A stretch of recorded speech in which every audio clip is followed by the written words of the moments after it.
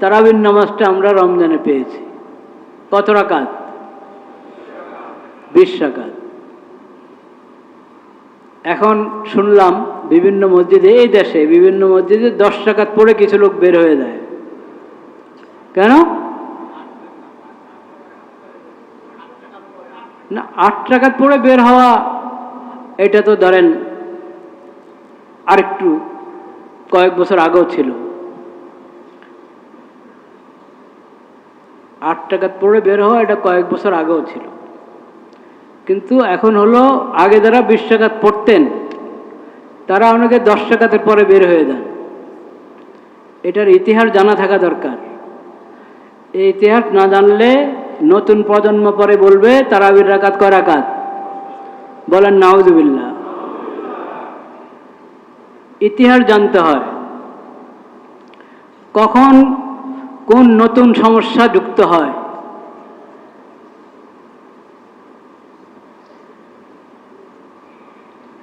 মূর্খতার কারণে বা বিভিন্ন মতলব, বিভিন্ন অজুহাত দাঁড় করিয়ে শরীয়তের বিধানের মধ্যে কে কোন জায়গায় কোনো সমস্যা সৃষ্টি করে, আর পরবর্তী প্রজন্ম ওই সমস্যাটাকে মূল মনে করে বসে থাকে। সেজন্য ইতিহাস সংরক্ষণ করা জরুরি। ইতিহাস সংরক্ষিত হলে তখন ধরা পড়ে, সবকিছু কি ধরা পড়ে। এজন্য ইতিহাস বিকৃতি, দলিলের বিকৃতি, ডকুমেন্টের বিকৃতি কবিরা গুনাহ। কারণ এটার দ্বারা হাকিকত কি হয়ে যায়? পরিবর্তন হয়ে যায়, বাস্তবতা অস্পষ্ট হয়ে যায়। সম্ভব হয় না। ঢেকে রাখা যায় ইতিহাস, কিন্তু বিকৃত ইতিহাসকে প্রতিষ্ঠিত করা যায় না কখনো। কিছুদিন ঢেকে রাখা যায়, কিছুদিন বিকৃত করার চেষ্টা, অপচেষ্টা চালিয়ে যায় মানুষ, কিন্তু এটা সম্ভব হয় না। বিশেষ করে শরীয়তের সাথে যুক্ত যে ইতিহাস, এটা তো সম্ভবই না। কারণ শরীয়ত সংরক্ষণের দায়িত্ব নিয়েছেন কে? আল্লাহ তাআলা। আল্লাহ তাআলা নিজেই দায়িত্ব নিয়েছেন, ইন্না নাহনু নাযালনা যিকরা ওয়া ইন্না লাহু লাহাফিজুন। কোরআন, কোরআনের শরীয়ত, কোরআনের ব্যাখ্যা, নবীজির সুন্নাহ হাদিস, এই শরীয়তের বিধিবিধান এবং শরীয়তের যাবতীয় আমলের রূপরেখা, এই সব কিছুর হেফাজতের দায়িত্ব নিয়েছেন আল্লাহ তাআলা। এজন্য এই সংশ্লিষ্ট কোনো কিছুকে কেউ যদি বিকৃত করার অপচেষ্টা করে, সে সফল হয় না, হতে পারে না, হওয়া সম্ভব না। এখনো হয় নাই, কেমন পর্যন্ত হবে না। মসজিদে হারাম এবং মসজিদে নববীতে 20 রাকাত তারাবি হয়েছে, সেই সাহাবায়ে কেরামের জমানা থেকে।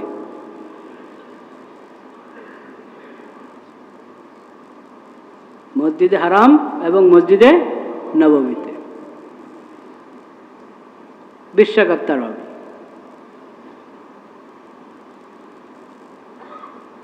এই যে 2019-এ কি হলো? Corona, Covid 2019। ওই সময়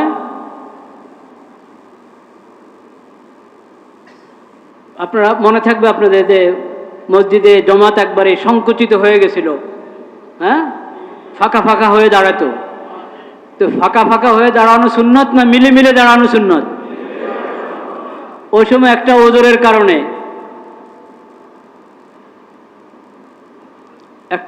কারণে,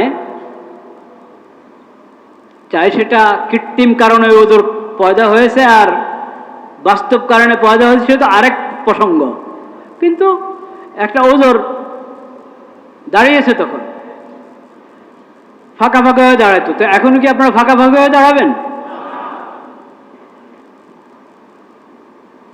তো ওই সময়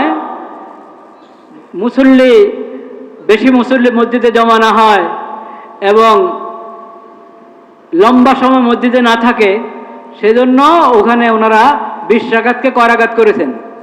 10 রাকাত। মানে বাকি 10 রাকাত ঘরে গিয়ে পড়ো, মসজিদে জমাতের সাথে 10 রাকাত পড়ো, তাড়াতাড়ি যাও, আলাদা হয়ে যাও, ছড়িয়ে পড়ো, একসাথে থেকো না। ওই যে একটা হিড়িক উঠেছিল, সামাজিক দূরত্ব বজায় রাখো। হ্যাঁ, শারীরিক দূরত্বকে কি নাম দিয়েছে? সামাজিক দূরত্ব। সামাজিক দূরত্ব নয়, শারীরিক দূরত্ব, শারীরিক দূরত্ব।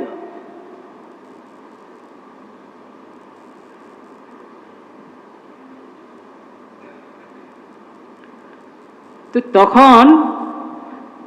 তখন এরকম করা উচিত হয়েছে কি হয় নাই সে তো আরেক প্রসঙ্গ, কিন্তু হয়েছিল এই প্রেক্ষাপটে, এই ওজোরে, যে 10 রাকাত পড়ে ঘরে চলে যাও, বাকিটা ঘরে পড়ো, এখানে মসজিদে 10 রাকাত হবে।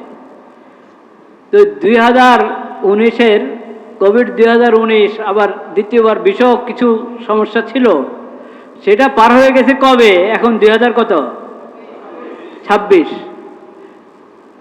এখনো ওই ওজোর ভুলে নাই। যদি সেই ওজোরের দোহাই দিয়ে এখন আপনি 10 রাকাত পড়তে চান, তো ফাঁকা ফাঁকা হয়ে দাঁড়াবেন এখন মসজিদে, জায়েজ হবে ফাঁকা হয়ে দাঁড়ানো? তো কেন তারাবি 10 রাকাত? এখন যদি ওখানে মক্কা মদিনার মসজিদে এখনো যদি ওই ওজোর চলে যাওয়ার 5-6 বছর পরও ওনারা ওই 10-10-এ রেখে থাকেন, জানি না এবছর কি হয়েছে, আমি জানি না, এবছরও 10, গত বছরও 10 ছিল, এবছরও 10। তো আল্লাহ তাআলা ওনাদের চোখ খুলে দেন, সুদাইস সহ আরো যারা ওখানে আছে, আল্লাহ তাদের চোখ খুলে দেন, কান খুলে দেন, তাদেরকে সহি সমঝ দান করেন।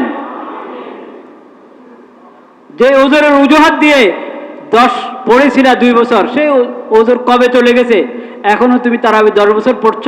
সাহাবায়ে কেরামের জমানা থেকে যে ইতিহাস চলে আসছে, যে ঐতিহ্য চলে এসেছে, যে অনুসৃত আমল চলে এসেছে, সেটার বিরুদ্ধে 10 রাকাত পড়ছ, আর তোমাদেরকে দিয়ে দলিল দেয় মানুষ। মানুষ তো বুঝে না, মানুষ মনে করে যে ওই মসজিদে যেটা হবে সেটা দলিল, ওই মসজিদে যেটা হবে সেটা দলিল না। দলিল হলো কোরআন, দলিল হলো হাদিস, দলিল হলো ইসলামী শরীয়ত। মক্কার মসজিদে যাও, এক এক সময় এক একজন বসতে পারে।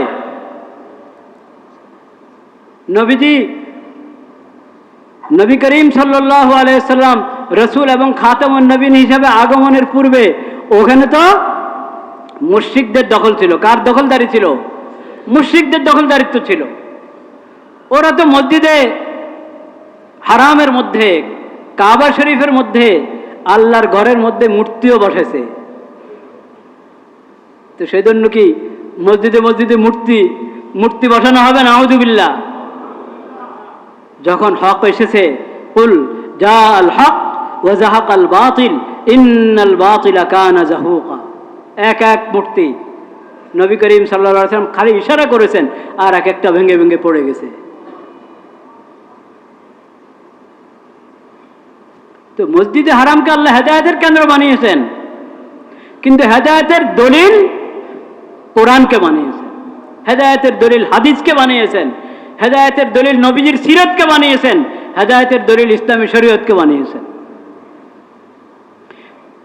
ওই পবিত্র স্থান বায়তুল্লাহ এবং মসজিদ হারামের মিম্বর মেহরাব থেকে যদি কেউ কোনো সময় গলত কথা বলে, ভুল কথা বলে, সেটা কখনো শরীয়ত হবে না।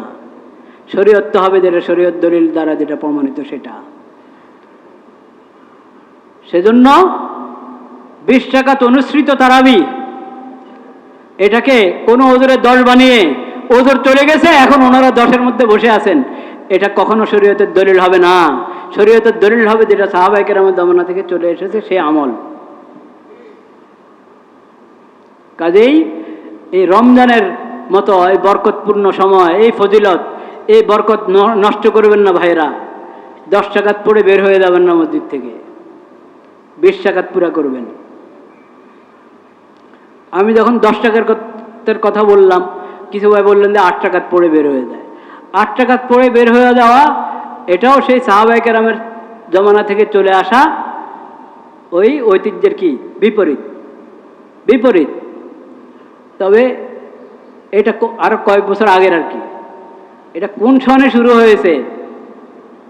এই হিন্দুস্তানে শুরু হয়েছে। এটা এই উপমহাদেশে, এই উপমহাদেশে এক খোদার বান্দা তাহাজ্জুদের হাদিস, তাহাজ্জুদের নামাজ, যেটা রমজানও আছে বাকি 11 মাসও আছে। তাহাজ্জুদের সাধারণ নিয়ম হলো কয় রাকাত? 8 রাকাত সাধারণ নিয়ম। তাহাজ্জুদের নামাজও 8-এর কম পড়া যায়, বেশিও পড়া যায়, কিন্তু সাধারণ নিয়ম হলো 8 রাকাত। ওই তাহাজ্জুদের হাদিসকে তারাবির উপরে ফিট করে এক ভদ্রলোক একটা পুস্তিকা লিখেছেন যে তারাবির নামাজ 20 রাকাত না 8 রাকাত। এরকম একজন লিখেছিলেন এই উপমহাদেশের এক ভদ্রলোক।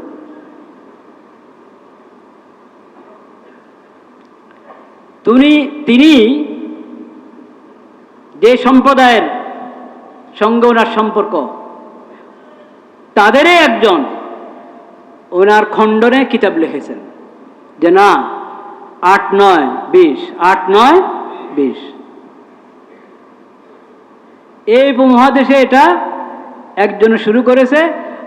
মানুষ তো এই আরামপ্রিয় হয়, অনেকেই আমরা আরামপ্রিয়। ও দেখেছে আরে 20 টাকা পর্যন্ত কে দাঁড়িয়ে থাকে, এই ভদ্রলোক তো 8 টাকার কথা বলছে, 8 টাকার কথা বললো, এটা তো ভালো, চলো আমরা 8 টাকা পড়ি। এই শুরু হয়েছে এটা। সাহাবায়ে কেরাম, খোলাফা রাশিদিন সাহাবায়ে কেরামের জমানার আপনার 1300 বছর পর 8 টাকাতের এই চিন্তা একজনের মাথায় এসেছে, সে প্রস্তাব করেছে, আরাম প্রিয় মানুষ এটা শুরু করেছে। এরপরে কিছু লোক এটার পক্ষে দলিলও দাঁড় করেছে। কোনো দলিল নাই, যা দলিল দেয় ওগুলা তাহাজ্জুদের হাদিসকে তারাবির উপরে নিয়ে ফিট করে।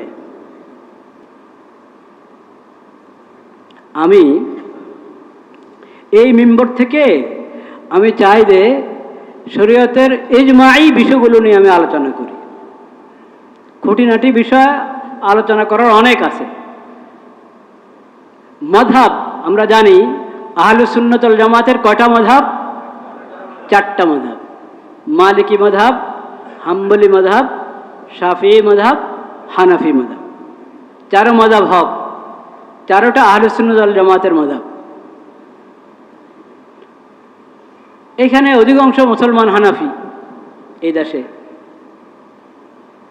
হানাফি মাযহাবের বিভিন্ন মাসালার সঙ্গে শাফিঈ মাযহাব, মালিকি, হাম্বলি মাযহাবের ইখতিলাফ আছে, কিন্তু সেটা দলিল নির্ভর ইখতিলাফ। কি দলিল নির্ভর ইখতিলাফ, সেজন্যই 4 মাযহাব হক। তবে আমল হবে এক মাযহাবের উপরে, খিচুড়ি বানানো যাবে না। বুঝতে পেরেছেন? অর্থাৎ এক মাসালা নেবেন হানাফি মাযহাব থেকে, আরেক মাযহাব শাফি মাসালা শাফি মাযহাব থেকে, আরেক মাসালা হাম্বলি মাযহাব থেকে, এইভাবে খিচুড়ি বানাতে পারবেন না। 4 মাযহাব হক, কিন্তু আমল হবে এক মাযহাব অনুসারে। স্বাভাবিকভাবে আপনার এলাকায় যে মাযহাবের উপরে আমল হয়, যে মাযহাবের প্রচলন, সেটার উপরে আপনি আমল করবেন, নতুবা আপনার মাসালা জিজ্ঞেস করবেন কারে? আপনি শাফি মাযহাবের উপরে আমল করতে গেলে শাফি মাযহাবের আলেম খুঁজে পাবেন এই দেশে তাকে মাসালা জিজ্ঞেস করার জন্য? স্বাভাবিক কথা এটা।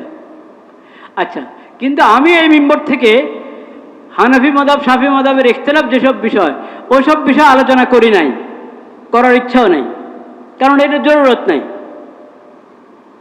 কিন্তু এই যে মাসালাটা তারাবির নামাজ 20 রাকাত, অনেকে মনে করে যে হুজুর ইখতিলাফি মাযহাব মাসালা নিয়ে জাতীয় মসজিদের মিম্বর থেকে কেন ইখতিলাফি বিষয় নিয়ে হুজুর কথা বলেন? উনি তো পুরা জাতির, এই মিম্বর পুরা জাতির, এই মিম্বর পুরা জাতির, এবং জাতীয় মসজিদের খতিব নাকি পুরা জাতির। সুবহানাল্লাহ। তো সেজন্য এখন পুরো জাতির মধ্যে শাফি, হাম্বলি, হানাফি, মালিকি বিভিন্ন মাযহাবের লোক থাকতে পারে। আমার জানা মতে এই দেশে আছে কিনা জানি না আমি। বাংলাদেশে কোনো শাফি মাযহাবের লোক মেহমান হিসেবে হয়তো আসে, কিন্তু স্বতন্ত্র শাফি মাযহাবের লোক আছে আমার জানা নেই। মালিকি, হাম্বলি মাযহাবের লোক এই দেশে আছে বলে আমার জানা নেই। হিন্দুস্তানে কেরালার দিকে, ইন্ডিয়াতে কেরালার দিকে শাফি মাযহাবের লোক আছে। যাই হোক, তো এখন উনি ইখতিলাফি বিষয় নিয়ে কেন কথা বললেন? তো তারাবি 20 রাকাত হওয়া এটা ইখতিলাফি বিষয় না, এটা নিয়ে ইমামদের মাঝে কোনো ইখতিলাফ নাই। মালিকি, হানাফি, শাফি, হাম্বলি সব মাযহাবে তারাবি 20 রাকাত, কোনো কোনো মাযহাবে 20 রাকাতের বেশি থাকতে পারে, 20 রাকাতের কম তারাবির নামাজ কোনো মাযহাবে নাই। কাজেই এই 8 রাকাত পড়ে চলে যাবেন, 20 রাকাত পড়ে চলে যাবেন, আর 10 রাকাত পড়ে চলে যাবেন, এই কাজ না করেই পুরো 20 রাকাত পড়বো তারাবি। তাহাজ্জুদের নামাজও আলাদা শেষ সাথে পড়বো। হ্যাঁ, আর হ্যাঁ একটা কথা আছে যেটা আমি গত সপ্তাহে বলেছি, যদি আপনি তারাবির নামাজ দীর্ঘ কেরাত দিয়ে পড়ছেন, কয়েক পারা পড়ে ফেলছেন তারাবির নামাজের মধ্যে, মজবুত হাফেজ, আপনার দুই ছেলে হাফেজ, 3 ছেলে হাফেজ, তাদেরকে নিয়ে আপনি পড়া শুরু করেছেন। হ্যাঁ, সূরা বাকারা শেষ করলেন, আলে ইমরান শেষ করলেন, নিসা শেষ করলেন। নবীজি সাল্লাল্লাহু আলাইহি ওয়াসাল্লাম কখনো তো তাহাজ্জুদের নামাজের মধ্যে এই 3 সূরা 1 রাকাতে পড়ে ফেলেছেন। হ্যাঁ, সে তো একা, আপনি যা লম্বাকরণ করেন, তো আপনি এরকম পড়লে সেহরির সময় হয়ে গেছে তারাবি পড়তে পড়তে, তাইলে তো আলাদা করে তাহাজ্জুদ পড়ার প্রয়োজন নেই, সময়ও নেই। কিন্তু তারাবি আমরা অভ্যস্ত হয়ে গেছি শুরুর রাতে পড়তে। এই অভ্যাসটাও কোনো ভুল অভ্যাস না, এটাও সাহাবায়ে কেরামের ছিল। এশার পর আমরা তারাবি পড়ে ফেলি, তারাবি পড়ে তেলাওয়াত করি, নফল পড়ি, বিশ্রাম করে শেষ রাতে যখন উঠলাম তখনও তাহাজ্জুদ পড়ব। এই যে ধারণা কিছু লোক প্রচার করে যে তারাবি আর তাহাজ্জুদ দুটোটা এক নামাজ,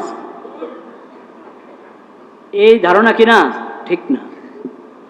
তাহাজ্জুদ তো শুরু হয়ে গেছে ইয়া আইয়ুহাল মুজাম্মিল কুমিল লাইলা ইল্লা কালিলা, সূরা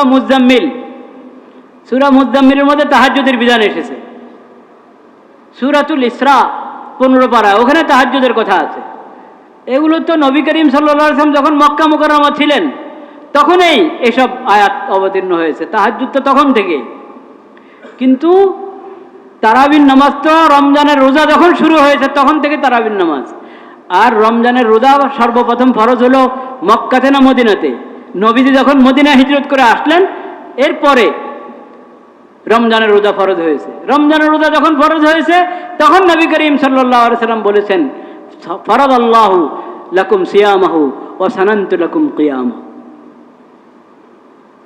রমজানের রোজার বিধান এসেছে কোরআনের মাধ্যমে সরাসরি, আর রমজানের তারাবিহের বিধান এসেছে নবী করিম সাল্লাল্লাহু আলাইহি ওয়াসাল্লামের সুন্নাহর মাধ্যমে। অথচ রমজানের রোজার বিধান ফরজ হওয়ার আগেই তাহাজ্জুদের নামাজ এর বিধান এসে গেছে সূরাতুল মুজাম্মিলের মধ্যে।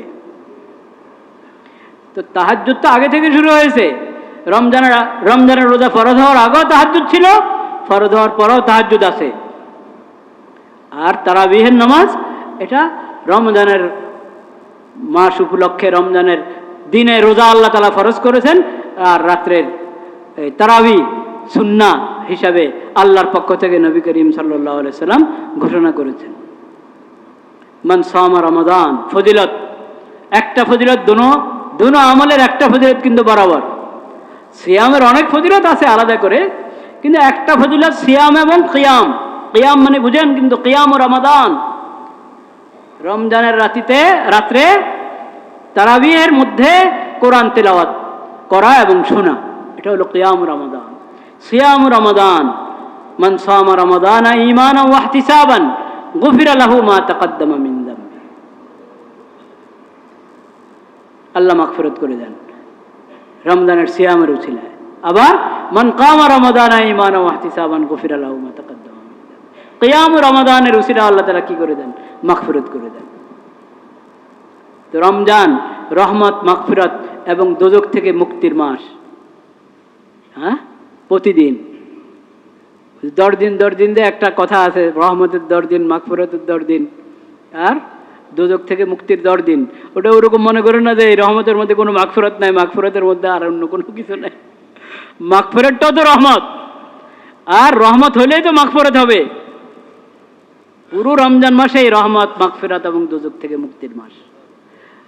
প্রতিদিনে আল্লাহ তাআলার মেহেরবানিতে, আল্লাহর রহমতে হাজার হাজার মানুষ না, লক্ষ লক্ষ মানুষ না, কোটি কোটি মানুষ দোজখ থেকে মুক্তি পেতে থাকে। এটা তো সহিহ হাদিসে আছে, শুধু শেষ 10 দিনের কথা না, প্রতিদিনেই দোজখ থেকে মুক্তি পেতে থাকে। আল্লাহ তাআলা সেই সৌভাগ্যবান ব্যক্তিদের মাঝে আমাদেরকে শামিল করেন। রমজানের বিশেষ 2টা আমল তো আমরা জানি, দিনের রোজা, রাতের তারাবি। আরও অনেক আমল আছে রমজানের। অনেক আমল কি কি? তেলাওয়াত, বেশি বেশি তেলাওয়াত করা, ইস্তেগফার করা বেশি বেশি, তওবা ইস্তেগফার, জিকির বেশি বেশি করা, আর সদকা খায়রাত বেশি বেশি করা। এগুলো সব 12 মাসের আমল, বাকি 11 মাসেরও আমল, কিন্তু রমজানে এই আমলগুলোর সব অনেক বেড়ে যায়। এই আমলগুলোর সব কি?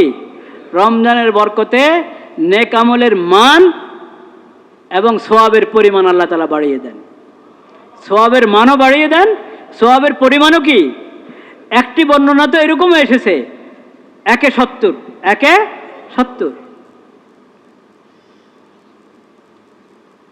অন্য সময় ওমরা রমজানের, কিন্তু অন্য সময় ওমরা থেকে রমজানের ওমরার মর্যাদা এবং ফজিলত বেশি কিনা? বেশি।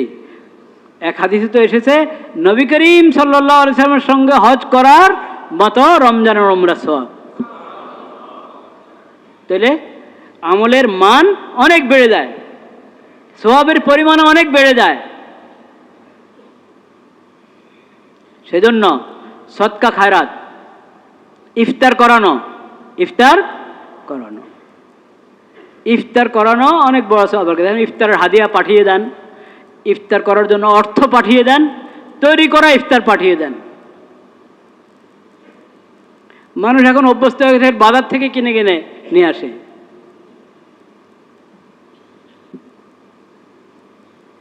যাই হোক, বাকি ইফতারের জন্য লোকজন দাওয়াত দেওয়া, আমার পরামর্শ হলো ঢাকা শহরে এটা যত কম করতে পারেন তত ভালো।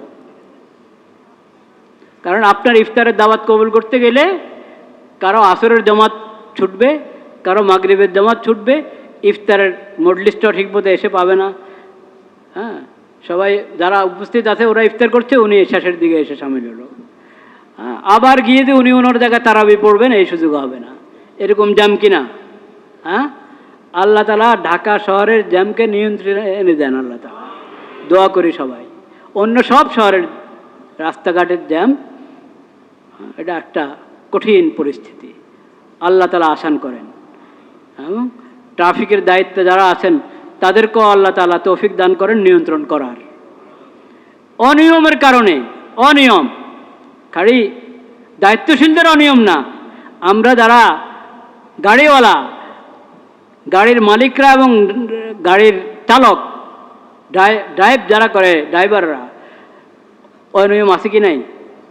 অনেকের অনিয়ম আছে।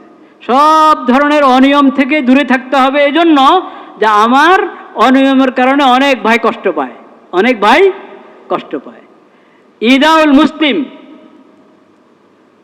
মুসলমানকে কষ্ট দেওয়া, বরং আল্লাহর যে কোনো বান্দাকে কষ্ট দেওয়া অন্যায় কিনা? অন্যায়। অকারণে কাউকে কষ্ট দেওয়া অন্যায়, গুনাহ। তা আমি যদি অনিয়ম করি, আমার অনিয়মের কারণে মানুষ কষ্টের মধ্যে পড়লো, যাত্রীরা কষ্টের মধ্যে পড়লো, এটা তো অন্যায়। এগুলো গুনাহ মনে করি না আমরা, এগুলোও গুনাহ। আর রমজান মাসে, এই বরকতের মাসে যদি গুনাহ করা হয় তো গুনার ভয়াবহতা বাড়বে কিনা? বাড়বে। জুলুম থেকে বেঁচে থাকতে হবে, জুলুম থেকে বেঁচে থাকতে হবে ভাইয়েরা আমার, সব সময়। কিন্তু রমজানের জুলুম আরো কঠিন জুলুম। রমজানের জুলুম আরো কি? অন্য সময়ের দান সাদাকা সওয়াবের কাজ, রমজানের দান সাদাকা আরো বেশি সওয়াবের কাজ। যাই হোক, ইফতার করানো অনেক বড় সওয়াবের কাজ। এই জমানোর জন্য উত্তম হলো ইফতারের জন্য অর্থ পাঠিয়ে দেন, ইফতারের সামগ্রী পাঠিয়ে দেন। কারোর জানানোর দরকার নাই তো। এখন ইফতার পার্টি করার একটা নিয়ম আছে, ইফতার পার্টি। আর ইফতার পার্টি করেন কেন ভাই? বেশির থেকে বেশি ইফতার মাহফিল করেন, যাই হোক, ইফতার পার্টি নাম দেন আর ইফতার মাহফিল বলেন, এটা ইফতারের জন্য হওয়া উচিত। অন্য উদ্দেশ্যকে সামনে রেখে ইফতার মাহফিল করছেন, সব কি নাই হয়ে যাবে না কমে যাবে সেটা আল্লাহ জানেন। হ্যাঁ, বিভিন্ন সংগঠন, বিভিন্ন দল ইফতার পার্টি করে। ইফতার করানোর যে সওয়াবের কাজ, ওই সওয়াব অর্জন করা হয়তো দ্বিতীয় নম্বরে থাকে, অন্য উদ্দেশ্য কি 1 নম্বরে থাকে। এটা ঠিক না। এই নেক কাজটা একবারে খালিস আল্লাহর জন্য, আল্লাহকে রাজি খুশি করার জন্য, এটাকে একটা ইবাদত হিসাবে, নেক আমল হিসাবে করার চেষ্টা করবো আমরা ইনশাআল্লাহ। আব্দুল্লাহ ইবনে ওমর রাদিয়াল্লাহু তাআলা আনহুমা কখনো ইফতার করতে চাইতেন না যতক্ষণ না ওনার ইফতারের দস্তরখানে অনেক ফকির, মিসকিন, অসহায় লোক জমা হবে, তারপরে গিয়ে উনি ইফতার করবেন। ইফতারের মজলিসে ডাকো, ইফতার পার্টিতে তো গরিব মিসকিনদেরকে কম ডাকা হয়।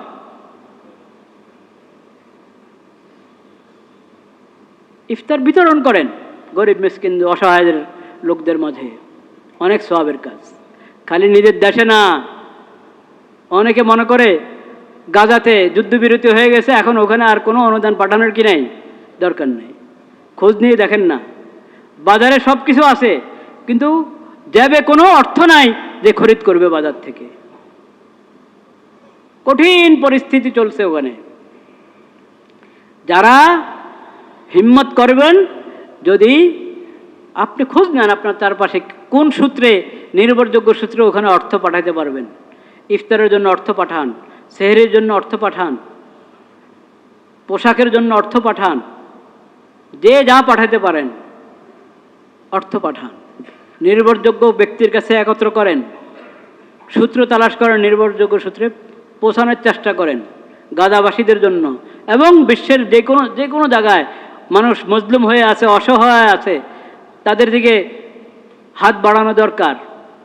তাইলে আমাদের রোজাটা আরও বেশি বরকতপূর্ণ হবে, আরও বেশি ফজিলতপূর্ণ হবে। আল্লাহ তাআলা সেই তৌফিক দান করেন। শরীয়তের শিক্ষা হলো রমজানে বেশি ব্যয় করো, আল্লাহর রাস্তায় কি করো, খরচ করো, সদকা খায়রাত বেশি বেশি করো। নবী করিম সাল্লাল্লাহু আলাইহি সাল্লাম তো দানশীল ছিলেন। সবচেয়ে বড় দানশীল কে? হযরত মুহাম্মদ মুস্তাফা সাল্লাল্লাহু আলাইহি ওয়াসাল্লাম।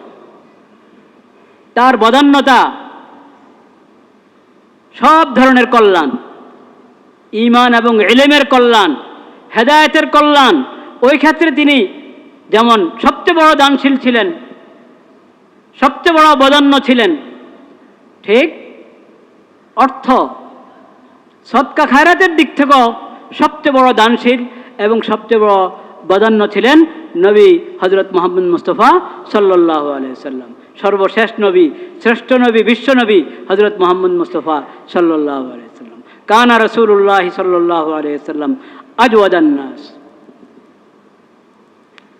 ওয়া কানা আজওয়াদা মা ইয়াকুনু ফি রমাদান। রমজান মাস আসলে তো নবী করিম সাল্লাল্লাহু আলাইহি ওয়াসাল্লামের বদান্যতার, দানশীলতার কোনো সীমাই থাকতো না।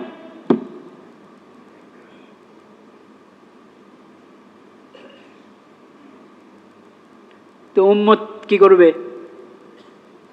উম্মত দানশীলতার পরিচয় দিতে হবে কিনা রমজানে? কিন্তু উম্মত তো এখন উল্টা সবক নিচ্ছে। উম্মতের অনেকে এখন উল্টা সবক। শুরুর আগের দিন বাজারের অবস্থা দেখেন, পহেলা রমজানে বাজারের অবস্থা দেখেন। ছোটখাটো পার্থক্য না, অনেক বড় পার্থক্য। এই পার্থক্যটা বাস্তবসম্মত না কৃত্রিম? কৃত্রিম। নবীজির হাদিস শুনেন। গত বছর আমি মনে হয় হাদিস শুনিয়েছিলাম।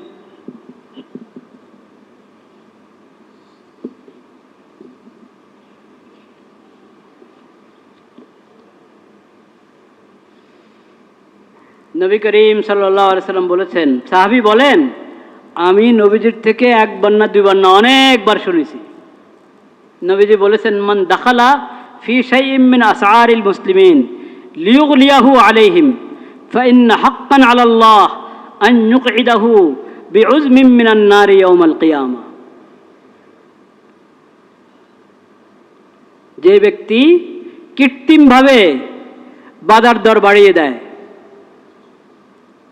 কৃত্রিমভাবে বাজার দর বাড়িয়ে দেয়, সিন্ডিকেট করে বাজার দর বাড়িয়ে দেয়, আল্লাহ তাআলা তাকে দোজখের কঠিন জায়গায় শাস্তি দিবেন।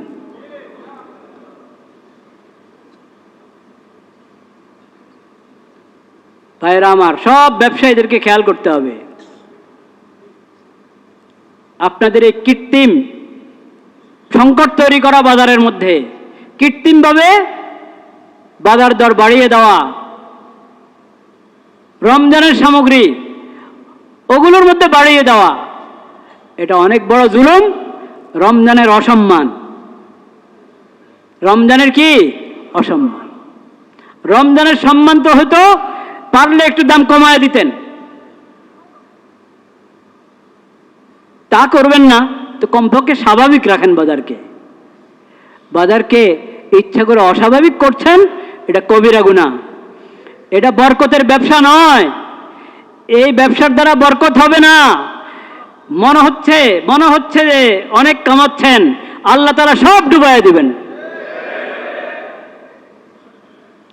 আল্লাহ তাআলা সবাইকে হেদায়েতের কথাগুলো বুঝার এবং আমল করার তৌফিক নসিব করেন। ওয়া আখিরু দাওয়ানা আলহামদুলিল্লাহি রাব্বিল আলামিন।